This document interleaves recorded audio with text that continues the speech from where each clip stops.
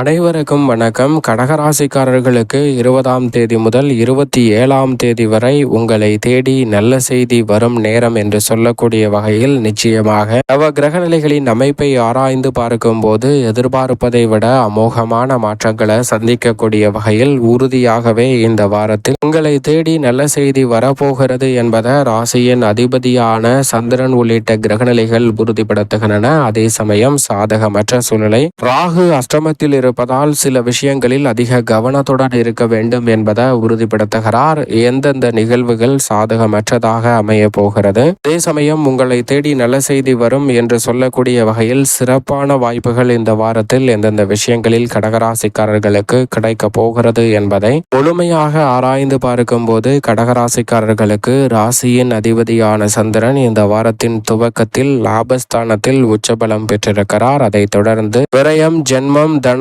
என பல இடங்களை வலுப்படுத்த போகிறாருங்க. ராசியின் அதிபதியான சந்திரன் மிக வலுவாக சுக்கிரனோடு இணைந்து சுக்கிர சந்திர யோகத்தையும் குருவோடு இணைந்து குரு சந்திர யோகத்தையும் ஏற்படுத்தி கொடுக்கும் இந்த வாரம் என்பது மிக பெரிய அளவிலான சிக்கல்களையும் சிரமங்களையும் விளக்குவதோடு மிக பெரிய அளவிலான வாய்ப்புகளை ஏற்படுத்தி கொடுக்க போகிறது. முழுமையாக வளர்பிறை சந்திரனாக ராசியின் அதிபதியான சந்திரன் வலம் வரக்கூடிய இந்த வேளையில் கடகராசிக்காரர்களுக்கு தொட்ட காரியம் துலங்கும், சிறப்பான வளர்ச்சி உங்களை தேடி வரும் அற்புதமான வாரமாக இந்த வாரம் அமையக்கூடிய வகையில் பல நல்ல வாய்ப்புகளும் சந்தர்ப்பங்களும் அடுத்தடுத்து நிறைவாக அமையக்கூடிய சந்தர்ப்பம் இந்த தருணத்தில் உண்டு. நினைப்பதை விட மிக பெரிய அளவிலான சிறப்பான வாய்ப்புகளை பெறுவதோடு மட்டுமல்லாது பல காரிய தடைகளை விலக்கி திடீரென அதிர்ஷ்ட யோக வாய்ப்புகளை சந்திப்பதற்கான சந்திரம் குரு சந்திர யோகம் சுக்கிர சந்திர யோகத்தின் காரணமாக சிறப்பாக அமையக்கூடிய சந்தர்ப்பம் உண்டு. சுக்கிரன் ஆட்சி பலமும் ராசியின் அதிபதியான சந்திரன் உச்சபலமும் பெற்று லாபஸ்தானத்தை வலுப்படுத்தும் தருணம் என்பது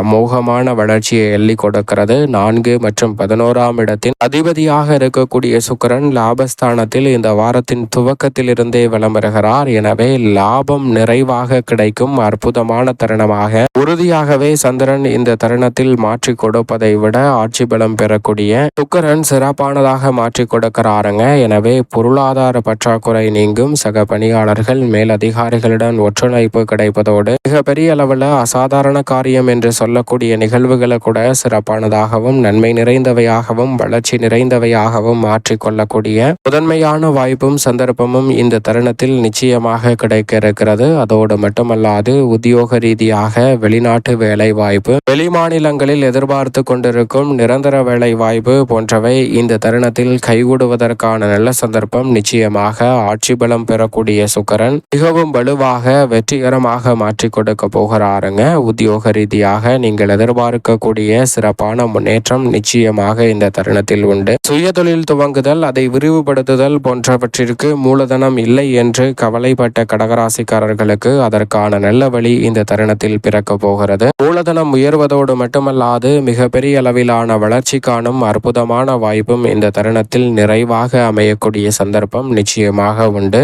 சூரியன் உச்சபலம் பெற்று தொழில் ஸ்தானம், கர்மஸ்தானம், ஜீவனஸ்தானம் என்று சொல்லக்கூடிய 10ஆம் இடத்தை வலுப்படுத்துகிறாருங்க. சூரியன் உச்சபலம் பெற்று தொழில் ஸ்தானத்தை வலுப்படுத்துவதால் தொழில் ரீதியான திருப்திகரமான சூழல் நிச்சயமாக கடகராசிக்காரர்களுக்கு உண்டு. எதிர்கால நலனை கருத்தில் கொண்டு தற்போது எடுக்கும் முயற்சி அனைத்திலும் மிக பெரிய அளவிலான வெற்றி வாய்ப்புகளை உறுதியாகவே சந்திக்கக்கூடிய நல்ல சந்தர்ப்பம் நிச்சயமாக கிடைக்க இருக்கிறது. அதோடு மட்டுமல்லாது இந்த வேளையில் மிக பெரிய அளவிலான காரிய தடை என்று சொல்லக்கூடிய பல நிகழ்வுகளை தவிடுபடியாக்கி சிறப்பான முன்னேற்றம் நிறைந்த ஒன்றாக மாற்றிக்கொள்ளக்கூடிய நல்ல சந்தர்ப்பம் நிச்சயமாக உண்டு. புகழ்பெற்ற நிறுவனங்களுடன் வேலை கிடைப்பதோடு மட்டுமல்லாது சூரியன் உச்சபலம் பெற்றிருப்பதால் உடல்நல ஆரோக்கிய தொல்லைகளை தவிர்த்து உற்சாகத்துடன் பணி செய்யக்கூடிய நல்ல சந்தர்ப்பம் இந்த தருணத்தில் வலுவாக உண்டு. சுக்கிரன், சந்திரன், சூரியன் என இந்த கிரகநிலைகள் அமோகமான வாய்ப்புகளை உருவாக்கக்கூடிய வேளையில் புதன் 3 மற்றும் 12ஆம் இடத்தின் அதிபதியான புதன் 9இல் நீச்சம் பெற்ற நிலையில் வலம் வந்த சூழலில் 23ஆம் தேதி முதல் நீச்ச நிவர்த்தி பெற்று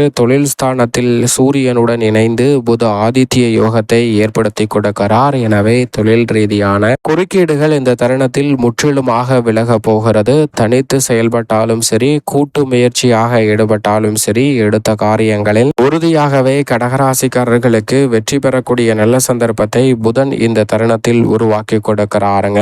வாழ்க்கை துணை மிக பெரிய அளவில் பக்கபலமாக அமைவதால் நீங்கள் நீங்கள் நினைத்த காரியங்களை அசாதாரண காரியமாக இருந்தாலும் எளிதில் செய்து முடிக்கக்கூடிய நல்ல சந்தர்ப்பம் உறுதியாகவே கிடைக்க இருக்கிறது. அதோடு மட்டுமல்லாது இந்த தருணத்தில் புதிய முயற்சிகள் அனைத்திலும் வெற்றி கிடைக்கும். கல்வியிலும் சிறப்பான முன்னேற்றத்தை பெறும் அற்புதமான வேலையாக உறுதியாகவே கடகராசிக்காரர்களுக்கு வித்யாகாரகரான புதன் மாற்றி கொடுக்கிறார். ஆனால் அதே வேளையில் மிக வலுவாக விரயஸ்தானத்தில் குரு பகவான் வலம் வருவது என்பது சற்று சாதகமற்ற அமைப்பாக பார்க்கப்பட்டாலும் கூட நீங்கள் எதிர்பார்க்கக்கூடிய சுப விரயம் நிச்சயமாக ஏற்படும். ஏனென்றால் மிக விரைவில் ஜென்மத்தில் அவர் உச்சபலம் பெற போகிறாருங்க. அதற்கு முன் இந்த தருணத்தில் பல வகையில் சுபகாரியங்கள் கைகூடுவதற்கான சந்தர்ப்பம் நிச்சயமாக உண்டு. விரய செலவுகள் அதிகரித்தாலும் வருமானம் உயரும் தருணமாகவும் உபரி வருமானத்தை மேம்படுத்தக்கூடிய நல்ல சந்தர்ப்பமும் இந்த வேளையில் நிச்சயமாக கிடைக்க இருக்கிறது. எனவே எதிர்பார்ப்பதை விட சிறப்பான முன்னேற்றத்தை இந்த தருணத்தில் நிச்சயமாக கடகராசிக்காரர்கள் சந்திக்கக்கூடிய நல்ல சந்தர்ப்பம் உறுதியாகவே உண்டு.